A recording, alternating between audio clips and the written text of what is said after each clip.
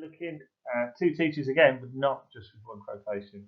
We're going to look at several, and we're going to look at this idea of the symbolism of gold throughout the novella.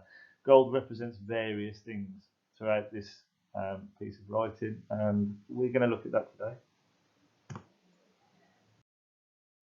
Okay, so the first instance of a reference to gold of 4 in the whole book comes in stave 2 when Belle is breaking up with Scrooge and he asks what idol has displaced you and she replies, a golden one. So that's our first instance of gold that's being used, and obviously she's saying that she thinks that Scrooge has started to worship money and financial gain above all else. It's that idea of him being that money is a god to him.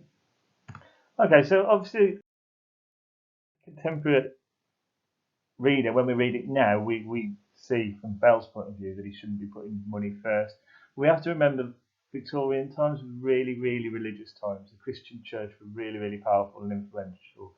And people, the family Bible might be one of the few books that you owned as a family and one of the few things that you'd read. So you would know it very well.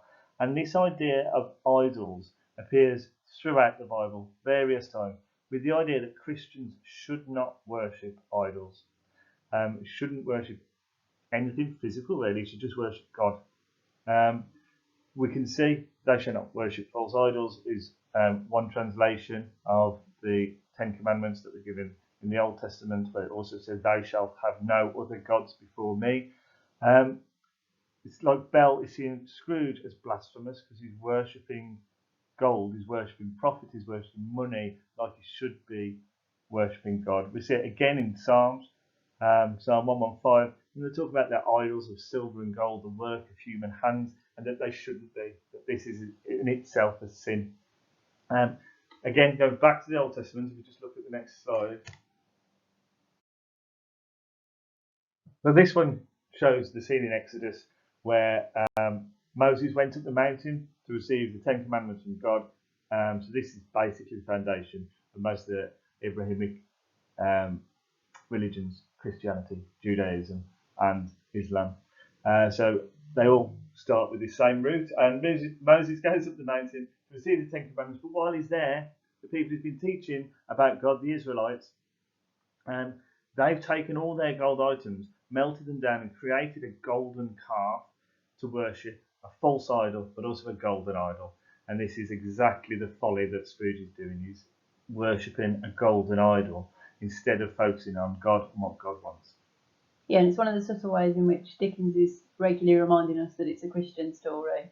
That if we don't see it as anything else, we have to see that it's about a man who's lost his Christianity and needs to redeem himself. Okay, so the second and third reference to gold comes in stave 3 with the Cratchit's Christmas dinner. So Mrs. Cratchit asks whether Tiny Tim was good at the church, and Bob replies, as good as gold and better.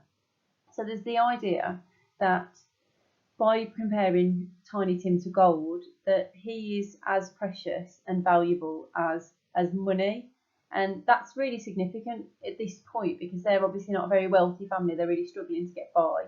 And society at large, Victorian society, would have seen Tim as a burden. It's a really inappropriate thing and really quite shocking nowadays. But the perception would have been in the Victorian times that a disabled person has very little value to that society because this is a society that values people as their ability to work. And so when Bob sort of sees the real value in Tiny Tim, it's reminding us that that everybody's worthwhile and everybody has a value, and even if other people can't see the value to Tiny Tim, it doesn't mean it isn't there. It could also be a sort of message from Dickens trying to tell us that actually this society is quite wealthy. There is enough money to look after all these people. And if we looked after them properly, we could see that they were as good as gold, that they were as valuable to society as anybody could be. And actually that they should be helping them, they should be treating them better, particularly financially. I think Tiny Tim has an illness that would be cured if they had better medical care. And that's the idea that actually by not giving Tiny Tim money, they're sort of allowing him to die. This is later kind of reinforced when they are standing about the fire after they've had their Christmas dinner to have a toast, and all they have to toast in is 2 tumblers and a custard cup without a handle.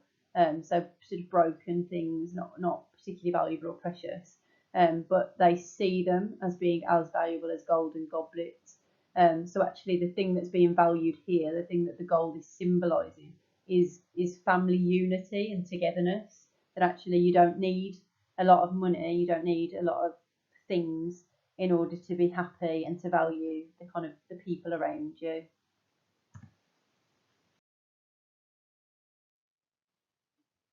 Okay, and the last one is looking at what's the change in the prophetic fallacy, isn't it, in stage 5, to reflect not just the change in Scrooge, but the change in how God feels about Scrooge's redemption.